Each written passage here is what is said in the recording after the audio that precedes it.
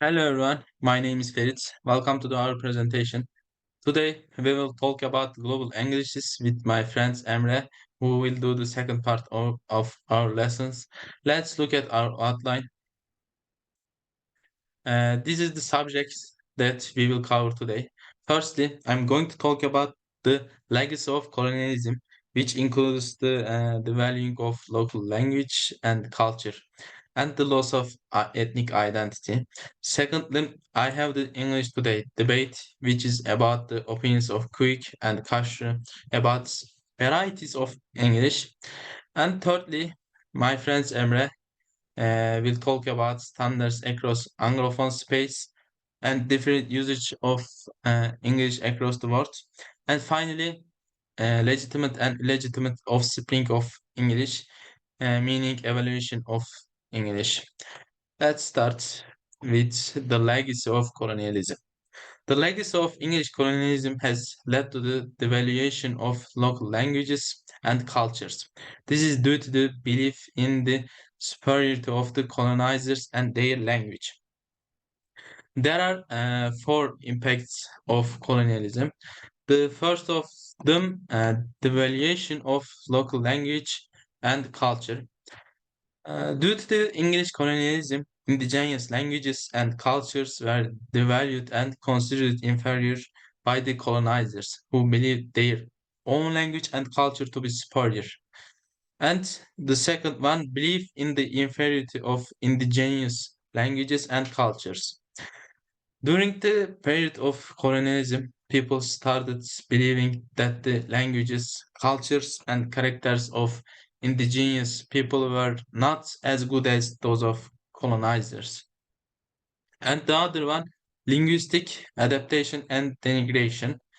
Indigenous populations' efforts to communicate in English were often denigrated as broken.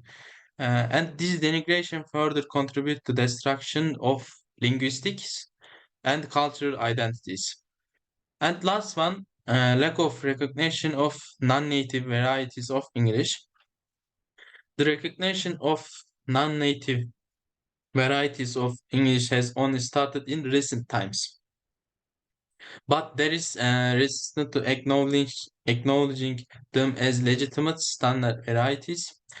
This lack of recognition contributes to linguistic insecurity among non-native English speakers. And in summary, the impacts of colonialism on language and culture are significant, resulting in the devaluation of local languages and cultures, the promotion of colonizers' language. These impacts have long-lasting effects on the linguistic and cultural identities of colonized populations and continue to shape modern perspectives. Let's continue. Loss of ethnic identity. Colonialism's significant legacy is the destruction of ethnic identities, and it succeeds in the way of destroying identities and language. In this part, we have a question. Is it possible to save or preserve these languages? Colonialism has severely damaged the identities of indigenous communities, erasing their languages and cultures. Reviving indigenous languages is a ray of hope, led by Native American communities, but most speakers are now elderly.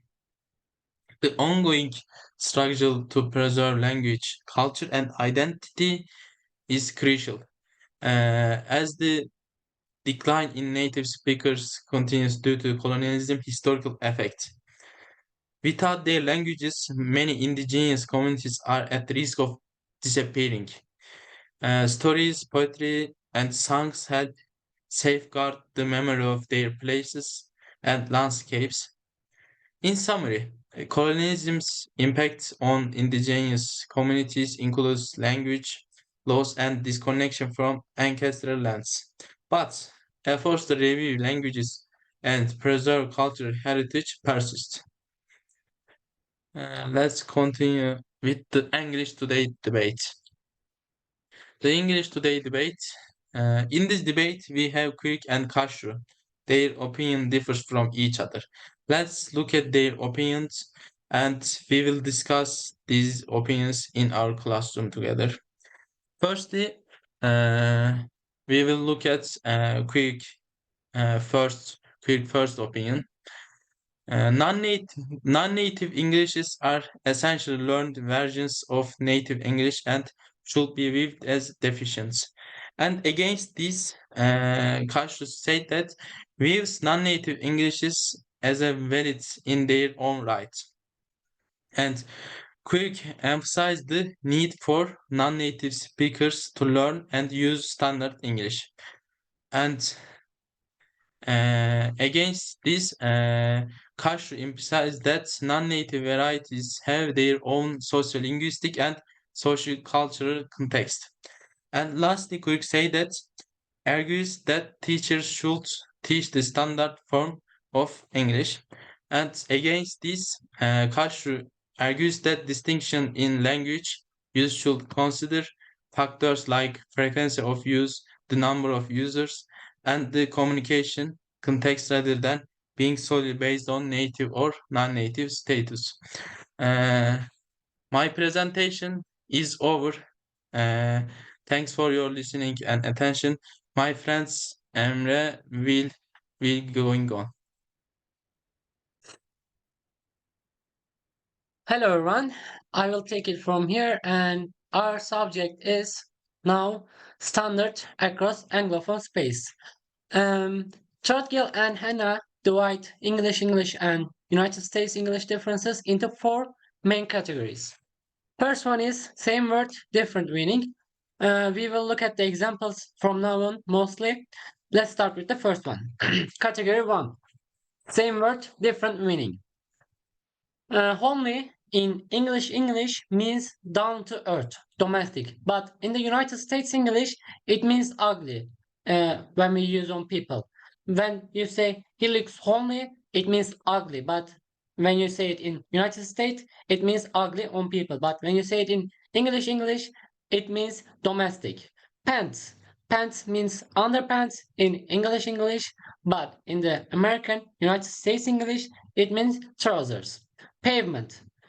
English means footpath, sidewalk, the walk you walk in it, sidewalk. There's road and sidewalk, which passengers walks. But in the United States English, it means road surface.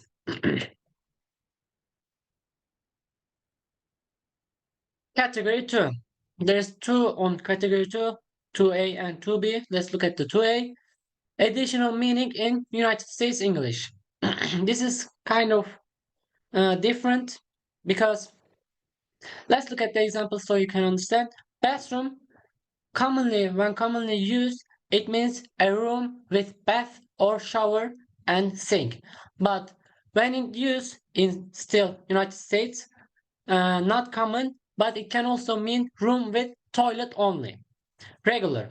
Regular usually means consistent and habitual, but in uncommon scenarios, it can also mean average or normal. School. School usually means institution of education at elementary level, but as I said, when used in some sentences, it can also mean all institutions of education, including universities. In the first one, it only refers to elementary level schools, but it can also mean, when used in uncommon situations, it can also include universities. Category B, 2B. Additional meaning now in English. Word smart usually means intelligent, like smart. He's an intelligent guy. But when you say like he looks smart, that means he's well grown. The parents raised him well. That kind of meaning the word smart can have sometimes. Surgery. Surgery means mostly meaning in common is a medical operation or operating room, but it can also refer to an office of any doctor. These are all the meanings that these words have, but there are small differences.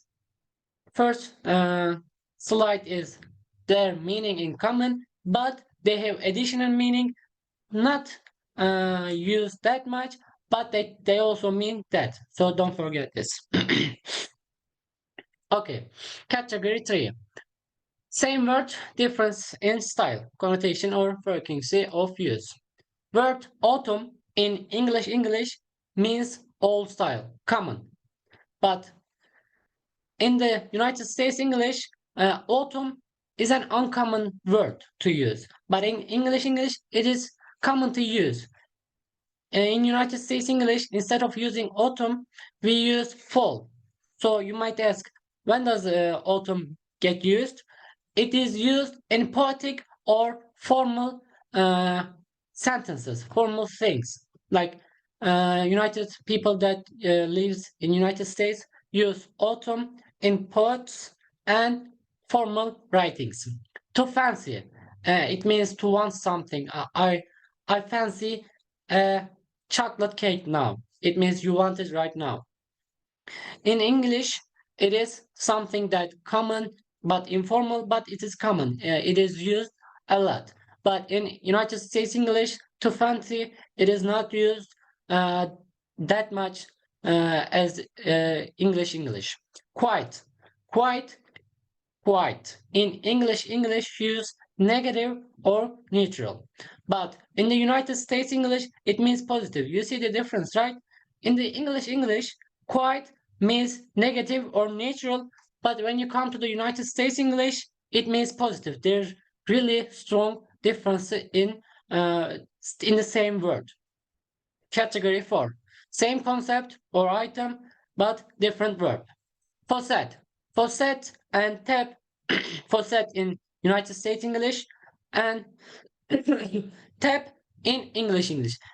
These two words mean the same thing. When you look at them, it all means the metal thing that water comes out, tap.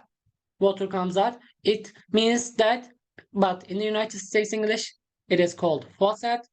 In the British English, or it is called tap, sorry. Sophomore. In the United States English, second year student. In the English. You can understand what sophomore means when you look at the English. Sophomore means a student who goes to the second year in a school. Queue. Queue means line, where people gather around and wait for their return. It means line. In the English, it is queue, but in the United States English, it is line. Spanner and the monkey wrench, it is a tool to use to fix your car or something. It is spanner in English, but in the United States, it is monkey wrench. Okay, legitimate and illegitimate offspring of English. In the book, Muffin argues that classification of Englishes into legitimate and illegitimate is based on a mistaken belief about language content. He thinks that this differences in legitimate and illegitimate is based on a false mistake. And he points out that language contact was in fact a feature of the development of the legitimate Englishes. For example, Irish and Scots-Irish Englishes were influenced by contact with Gaelic, but because they are spoken almost entirely by the communities of native English speakers, they are not termed querulous or even in their most non-standard forms. If you look at the examples, extract 1 and extract 1, they are the same thing, by the way. Like when you read the first one, New Sikalin Hargan Heavy Countries word, like you can't even understand what it is or you can't even read it. But in the second one, these are the same thing, by the way. As I read, New Sikalin refers to now you must praise, now what must we praise the guardian of heaven. It means Nu Sikalin Hargan Heavy Countries word, or however it is pronounced. This is legitimate, and the one that we can understand now is the illegitimate version of English. Okay, now the summary. I want to make a brief summary about what we have talked about in this lesson so that you can grasp the idea more. Let's read this and we will end our lesson. The legacy of colonialism has had profound effects on local language and culture, leading to the devaluation of indigenous languages and ethnic identities. This historical devaluation continues to influence modern perspectives on non-native English speakers, perpetuating linguistic insecurity. And efforts to revive indigenous languages and preserve cultural heritage are underway, but they face challenges. The debate between Kirk and Kochru on the legitimacy of non-native varieties of English highlights the need for an approach that recognizes the validity of these Englishes in their social-linguistic context. And the last one, Muffin challenges the classification of post-colonial English varieties, emphasizing the importance of considering social, linguistic, and historical factors in their classification. These were the subjects that we have talked about in this lesson, and we also looked at the differences in English and United States English, and that was all for this lesson. Thank you for listening. Have a great day.